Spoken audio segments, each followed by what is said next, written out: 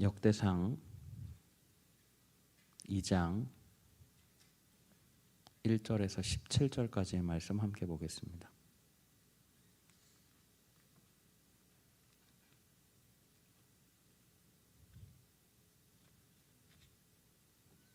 역대상 2장 1절에서 17절까지의 말씀입니다.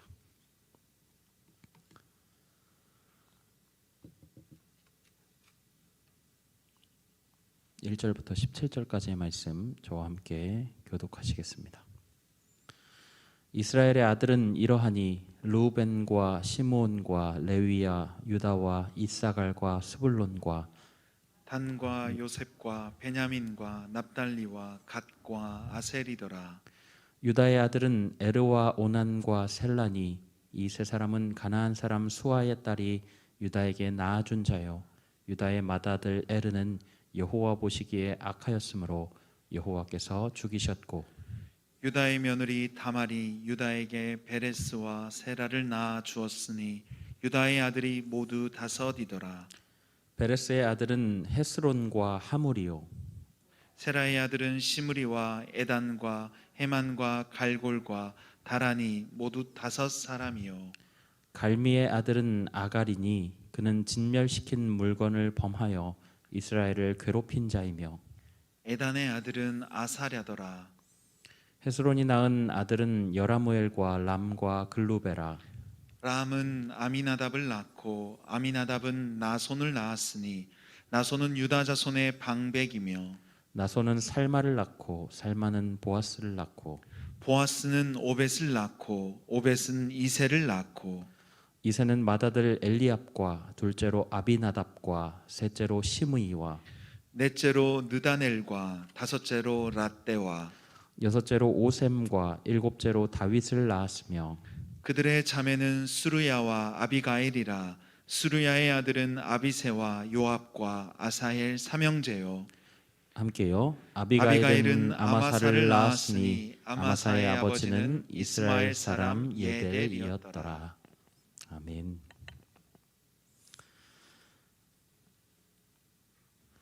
수요 기도에 오신 여러분들을 진심으로 환영합니다. 또 오프라인으로 또 온라인으로 함께하고 계신 여러분들께도 성령께서 같은 은혜로 채워주시기를 기도합니다.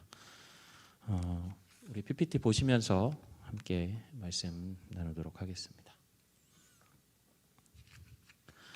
여러분, 성경을 읽으실 때 가장 어려운 부분이 어떤 부분이신가요? 성경이 참 어렵습니다. 성경은 2000년도 더 지난 시대에 예수님께서 2000년 전에 이제 20년이 되었는데요. 2021년이 되었는데요. 2021년 전에 오셨고 그리고 이 창세기의 저자인 모세가 창세기를 쓸 때의 이 연도를 대충 환산을 해보면 기원전 1500년 전도라고 이야기를 합니다. 그러니까 총 합치면 그냥 단순 계산으로 해도 3500년 정도의 시간의 간극이 있는 셈입니다.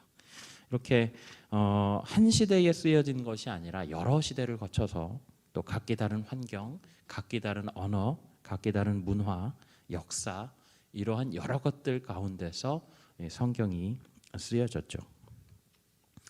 성경의 주무대가 되는 중동 지역이라고 하는 지역은 일단 우리와는 엄청나게 먼 거리 가운데 있습니다. 실제 거리로도 엄청나게 멀리 떨어져 있거니와 문화적으로도 동양이라고 표현하기에 좀 어려울 만큼 우리와는 좀 다른 문화와 또 역사와 상황들을 가지고 있죠. 게다가 우리가 보고 있는 성경이라고 하는 책도 우리에게 전해지기까지 여러 가지 루트를 통해서 번역이 됩니다.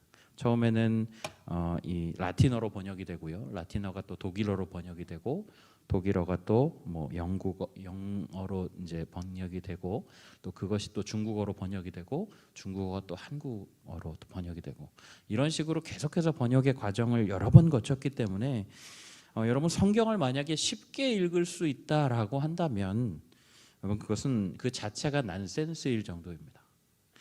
그러니까 이게 성경이 읽기가 굉장히 어려운 책 중에 하나라는 거예요.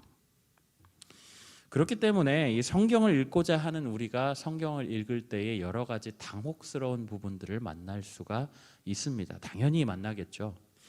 그 중에 하나가 뭐냐면 성경 통독을 진행해 보신 분들은 여러분 아마 확실하게 아실 겁니다. 특별히 그 중에 가장 힘든 게 뭐냐면 마태복음에 나오는 이 계보입니다. 예수님의 계보에 대해서 나오는데요. 낳고 계속해서 낳고 또 낳고 하면서 이 낳고를 보다 보면 성경을 닫고 싶어지는 굉장히 강렬한 유혹을 받게 되는 것이 바로 이 계보라고 하는 것이죠. 그런데 여러분 이 계보는 사실 여러분 구약 성경에 더 자주 등장한다는 걸 여러분 알고 계십니까? 오늘 본문이 위치한 역대상에서는 1장에서부터 이 계보라고 하는 것들이 계속해서 나옵니다. 그래서 이 계보라고 하는 것이 뭐 아담에서 아브라함까지 또 뭐 에서의 자손들의 계보가 나오고요. 또 오늘 본문을 보면 2장에서는 아브라함 이후에 그 계보들이 좀 등장을 하고 있는 모습, 그런 모습들을 우리가 볼 수가 있습니다. 오늘 계보의 시작을 보면 1절의 말씀을 보면 이스라엘의 아들은 이러하니 라고 시작을 하죠. 그렇다면 이스라엘은 누구인가? 이스라엘은 바로 야곱입니다. 여러분 야곱이 누군지 아시죠? 아브라함의 아들이 이삭이죠. 그 모리아산에서 바칠 뻔했다가 하나님께서 이렇게 살려주신 아들, 그 아들이 이삭이죠. 그리고 이삭의 아들이 바로 이 야곱.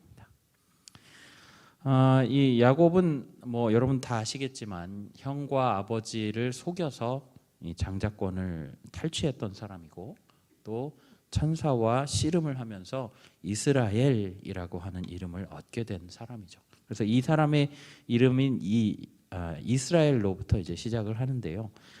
그의 12 아들들을 말씀이 소개를 하고 있습니다. 여기 보시면 야곱의 12 아들들이 있어요.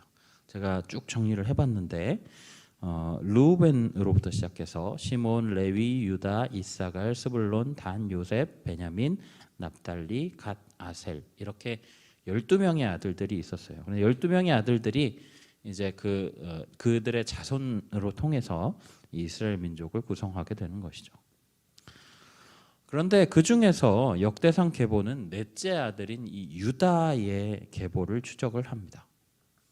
그러면 아들이 12명이 있었는데 왜 하필이면 넷째 아들인가? 첫째 아들인 르우벤은 그 자기의 서모, 그러니까 뭐라 그러죠? 자기 엄마가 아니고 다른 이제 어머니라고 부를 수 있는 다른 사람을 이야기하는데 서모와 간통 사건을 벌여서 이 장자의 권위를 뺏깁니다. 그리고 시므온과 레위는 이 딥나가 강간 사건을 당할 때에 세겜 족속을 몰살을 하죠. 그러면서 이 몰살의 책임을 지고 이 장자의 서열 2, 3위에서 탈락하게 됩니다. 그럼 남은 사람이 이 유다인데 이 유다가 그 실질적으로 장자권을 이어받게 되는 것이죠. 그리고 이 유다는 다말이라고 하는 자기의 며느리와 사이에서 아들 둘을 낳습니다. 그게 바로 한 사람은 베레스이고 한 사람은 세라죠. 창세기를 읽다 보면 여러분들 아마 내용은 정확하게 아실 겁니다. 창세기를 읽어보시면 이 내용들이 다 적혀 있습니다. 우리가 지금 시선으로 보기에는 참 해괴한 일이긴 한데 어쨌든 간에 성경에 적혀 있는 내용이니까요. 며느리와의 사이에서 베레스와 세라를 낳게 되었죠. 그리고 그로부터 또 자손들이 계속해서 낳고를 반복하게 됩니다. 이렇게 낳고 했던 사람들 중에 우리가 좀 유명한 사람들을 좀 알아볼게요. 어떤 사람들이 있었냐면 7절에 보면 갈미의 아들 아갈이라고 하는 사람이 이름이 나오는데요.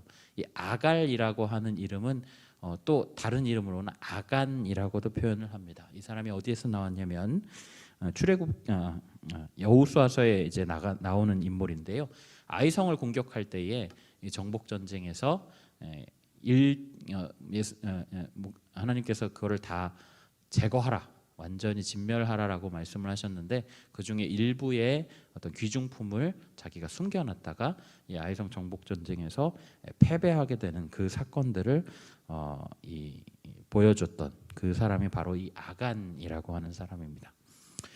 그리고 쭉 낳고 낳다가 보면 11절에 보면 보아스라고 하는 사람이 나옵니다. 여러분 보아스 기억나십니까? 우리가 룻기를 이전에 공부를 했었는데요. 룻기 보면 이 보아스는 이 룻의 시어머니인 나오미에게 친족이 되는 사람이에요. 그래서 이 친족의 기업을 물을 자라고 해서 그 당시에는 이런 풍습들이 있었는데요. 그 친족이 되는 사람이 바로 이 보아스이고요. 또 보아스가 룻과 결혼을 하게 되죠. 12절에 보시면 또 보아스의 아들이 누구라고 나오냐면 오벳이라고 나옵니다. 그리고 오벳의 아들이 바로 이새라고 기록을 하고 있습니다. 그리고 이 이새에게 7 아들이 있었는데요. 그 7 아들 중에 막내가 바로 다윗이라고 하는 사람이죠.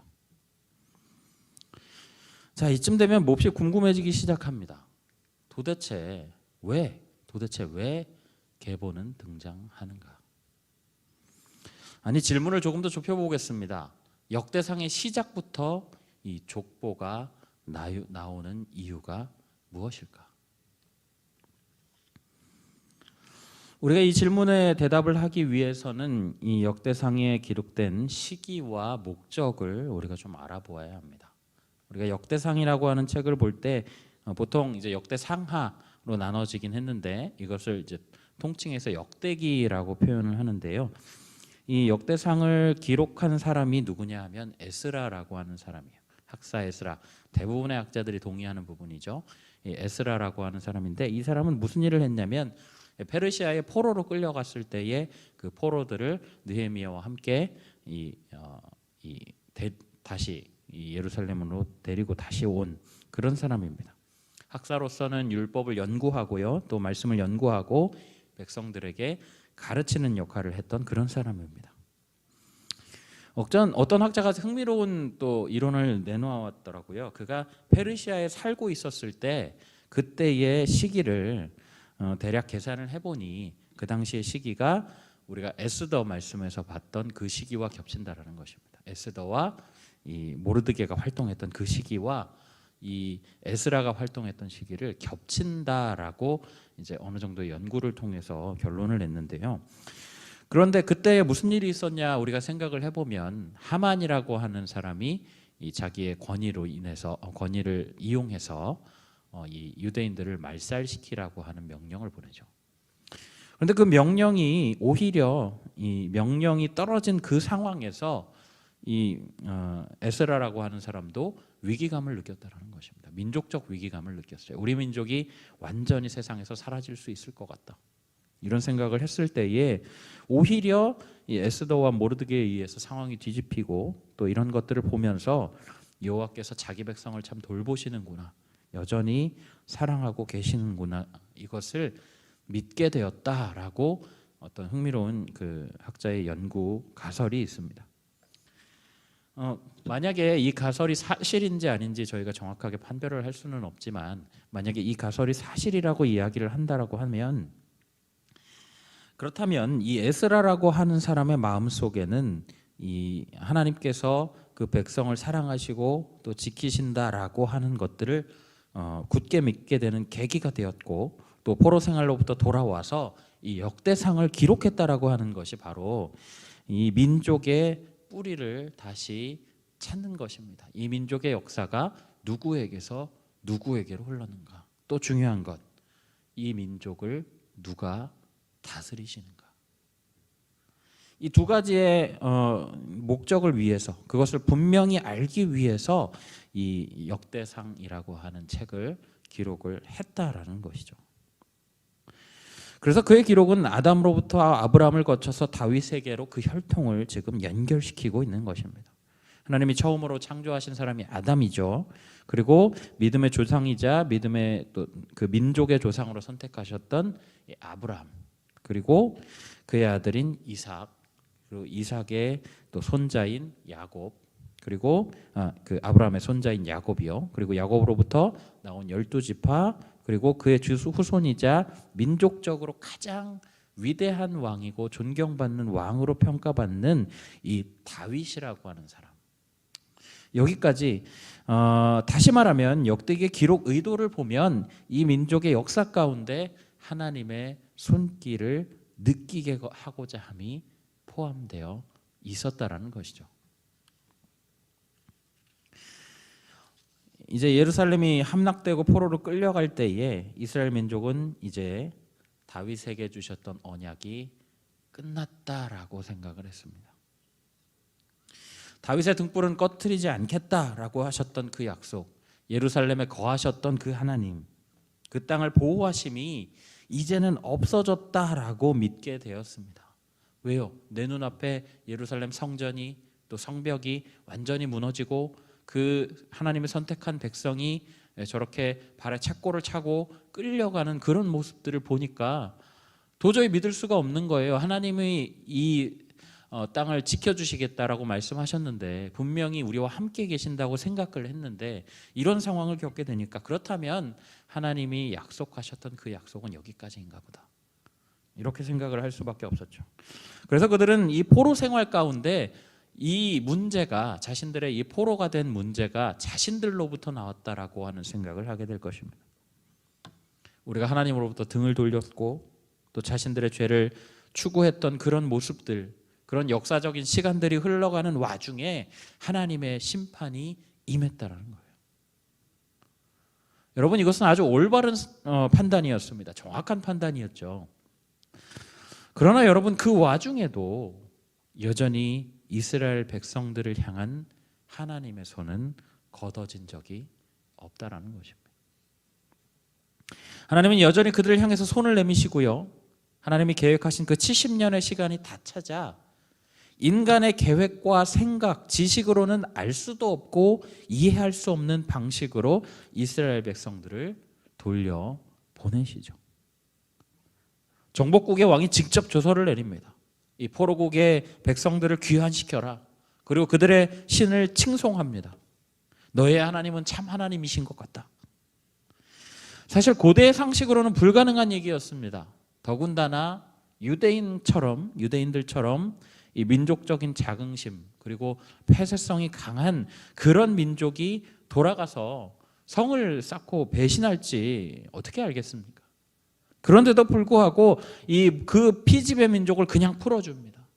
그리고 온갖 그 자원들을 다 내주면서 편의를 봐주는, 여러분, 이 기적 같은 역사적인 사실이 이루어졌다라는 것이죠. 에스라는 역대기를 기록하면서 분명히 이와 같은 하나님의 일하심을 기억하고 있었을 것입니다. 그래서 다윗 언약이 끊긴 것이 아니라 지금도 여전히 계속되고 있고, 그리고 하나님이 심판으로 징계는 하셨을지언정 다시 회복시키시고 다시 아들 삼아주시는 그 은혜를 부어주신다라는 것을 이 이스라엘 백성들에게 알려주고자 이 계보를 역대상의 시작 부분에 실어 두었던 것이죠. 여러분, 조금 더 이 말씀을 확대하면요, 여러분, 재밌는 것을 우리가 볼 수 있는데요. PPT 한번 보여주시겠어요? 네, 이 계보가 어떻게 연결이 되고 있냐면 이 계보들이 그리고 계보와 또 성경의 전체적인 내용들이 궁극을 향해 달려갑니다. 이렇게 전체적으로 모이면서 그 궁극을 향해 달려가는데, 여러분 기억하시는지 모르겠어요. 예수님을 두고 누구의 자손이라고 이야기를 하죠? 성경에서 다윗의 자손이라고 이야기를 합니다.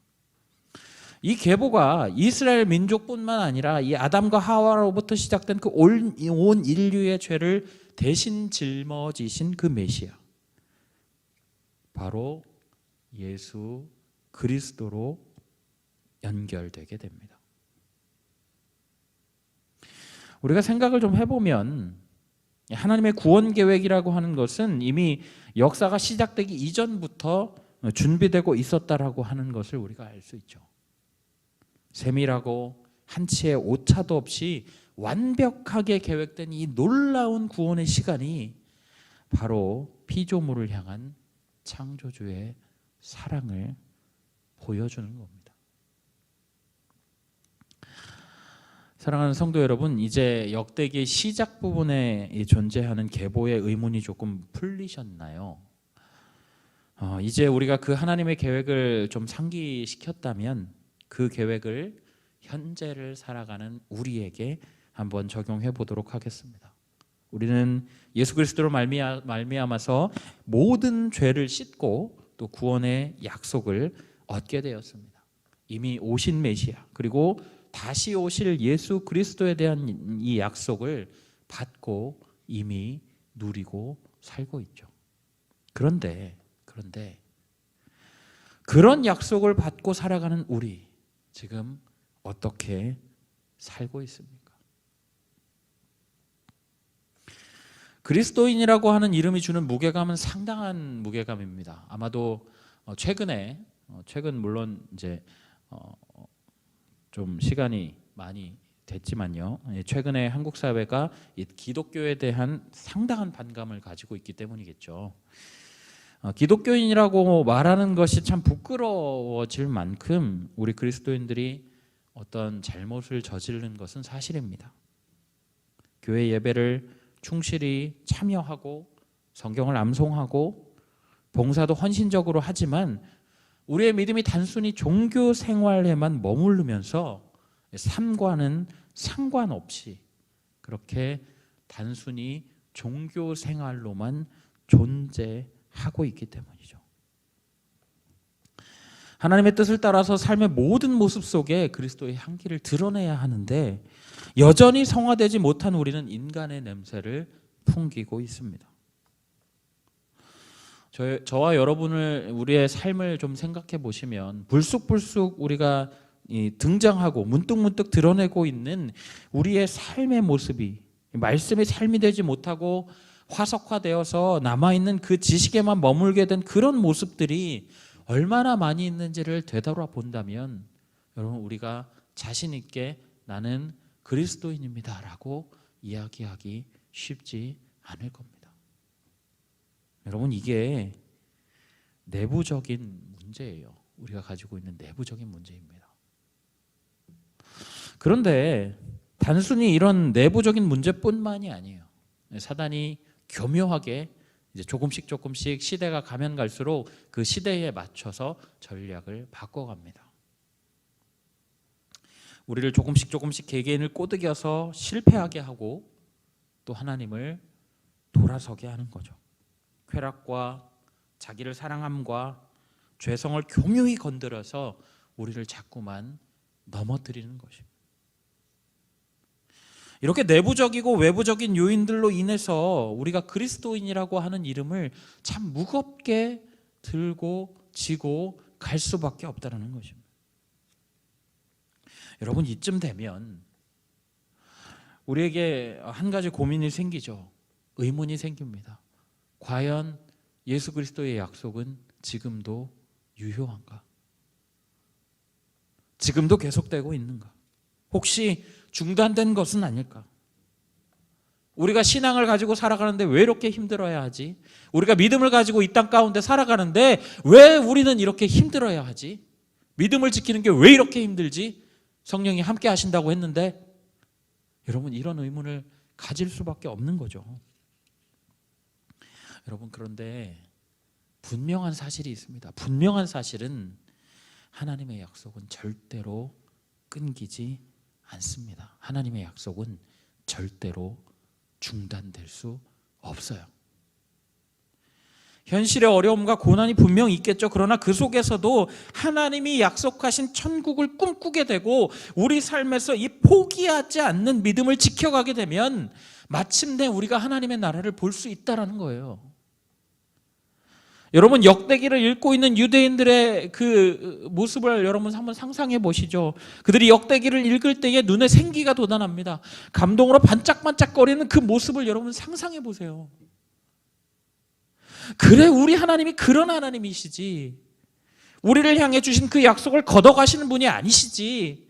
아무리 죄와 타락으로 무너져도 징계하실지언정 다시 회복시키실 사랑을 끊지 않으시는 분이지. 물론 우리가 그렇다고 우리가 그 사랑을 믿고 함부로 살아도 되는 것은 아니지만 여러분 그 하나님의 사랑을 우리는 결코 부인할 수 없다라는 겁니다. 여러분 그래서 성도는 날마다 새로워야 합니다. 그래서 성도는 날마다 예수 그리스도의 장성한 분량에 이르기까지 성장해야 하는 것이죠. 어제 10번 넘어졌으면 오늘은 9번, 내일은 8번. 계속해서 우리가 실패를 줄여나가고 이겨내는 연습을 해야 합니다. 그래서 우리에게 필요한 것은 바로 하나님이 주신 그 약속을 품고 다시 오시는 그날을 기다리며 믿음을 지키고 우리가 성장시켜 나갈 확신과 용기를 갖는 일입니다. 여러분, 그것이 오늘 우리 말씀을 통해서 역대기의 이 계보를 우리에게 보여주고 있는 이유입니다. 사랑하는 성도 여러분, 우리에게는 하나님의 주신 약속이 있습니다. 여전히 우리를 사랑하시는 그 주님의 사랑과 주님의 그 약속을 신뢰하고 우리가 단 한 걸음이라도 한 걸음이라도 앞으로 나아가기로 결심하고 애써야 합니다. 우리에게 쏟아지는 그 도전들에 대해서 응전하며 믿음으로 예수 그리스도와 함께 그 손을 잡고 걸어가시는 우리 성도님들 다 되시기를 예수님의 이름으로 간절히 부탁드립니다. 아멘. 우리 이 시간에 찬양하실 텐데 우리 찬송가 주님 약속하신 말씀 위에서 이 찬양 우리 함께 고백하며 나아가겠습니다. 주님 약속하신 말씀 위에서 영원토록 주를 찬송하리라. 소리 높여 주께 영광 돌리며 약속 믿고 굳게 서 2절입니다. 주님 약속하신 말씀 위에서 세상 염려 내게 엄습할 때에 용감하게 힘써 싸워 이기며 약속 믿고 굳게 서리라. 굳게 서리 영원하신 말씀 위에 굳게 서리.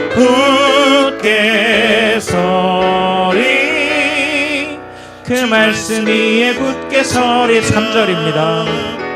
주님 약속하신 말씀 위에서 영원하신 주의 사랑 힘입고 성령으로 힘써 싸워 이기며 약속 믿고 굳게 서 4절 찬양하겠습니다. 주님 약속하신 말씀 위에서 성령 인도하는 대로 행하며 주님 품에 항상 안식 얻으며 약속 믿고 굳게 서리라. 굳게 서리 영원하신 말씀 위에 굳게 서리.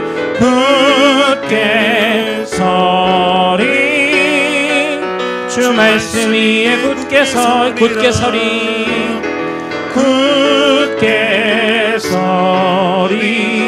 영원하신 말씀 위에 굳게 서리.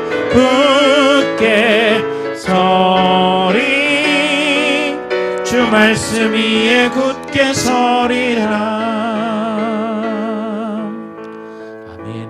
우리가 이 시간에 말씀을 기억하면서 함께 기도하며 나아가실까요?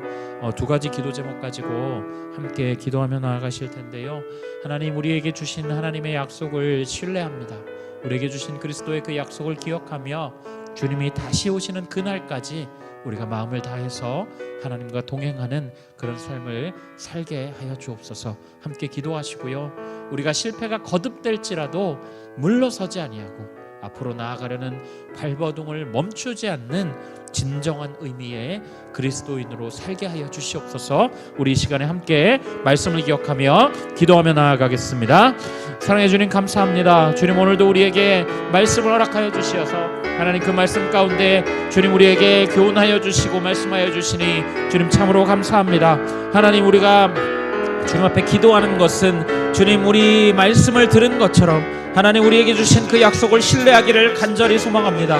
우리에게 주신 그 예수 그리스도, 다시 오실 그 예수 그리스도를 믿으며 하나님 주님 오시는 그날까지 우리가 마음을 다해 하나님과 동행하는 자들 될 수 있도록 하나님 인도하여 주시옵소서. 주님, 그리하여서 주님, 우리가 주님 오시는 그날에, 주님, 우리가 달려갈 길을 다 마치는 그날에 하나님 앞에 착하고 충성된 종으로 칭찬받는 그런 그리스도인으로 살아갈 수 있도록 하나님 인도하여 주시옵소서. 주님, 우리가 실패가 거듭될 것입니다. 하나님, 그러나 우리가 그 거듭되는 실패 속에서도 하나님 물러서지 않는 자들 될 수 있도록 도와주시고, 주님, 앞으로 나아가려고 하는 그 발버둥을 멈추지 아니하는 자들 되게 하여 주셔서, 주님, 우리가 주님께서 또 원하시고 주님 우리에게 바라시는 그 모습으로 주님 우리의 삶을 살아나갈 수 있도록 하나님 우리를 인도하여 주시고 붙들어 주시옵소서. 주님, 그리하여서 그리스도인이라고 하는 그 말이 주님 부끄럽지 아니하도록 주님 우리의 삶을 이끄시고 붙들어 주시옵소서. 성령께서 우리의 마음을 돌봐주시고 도와주시기를 간절히 원합니다. 주님, 우리를 돌보시는 하나님의 은혜로 말미암아 주님 우리가 힘을 얻고 주님 앞에 달려나가는 자들 되어질 수 있도록 하나님 도와주옵소서. 주님, 우리가 날마다 말씀을 가슴으로 새기는 자들 되게 하여